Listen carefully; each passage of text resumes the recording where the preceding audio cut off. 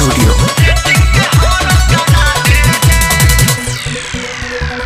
पूछली है जाके ओसे खाली बिया कारी हमारा खाती दिल में ओकरा जगह बा किनारे।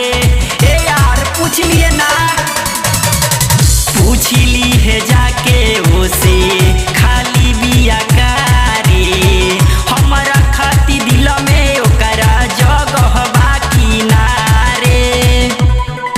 आके हमारा के कुछ बता दे रे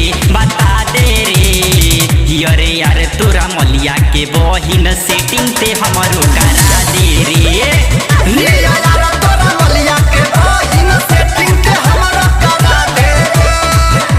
ये जाके पूछ लिए ना रे।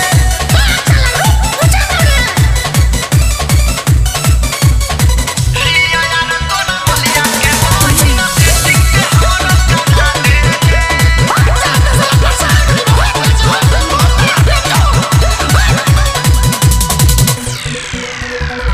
असरफ यासिक भाई भइला बुरा हाल रे जब से ओके देखले बानी भइल तब से प्यार रे राजा चंद्रबान यफतब भइल बुरा हाल रे जब से ओके देखले बानी भइल तब से प्यार रे विशाल राजा से डेटिंग करा दे रे अरे यार तोरा मलिया के बहिन सेटिंग ते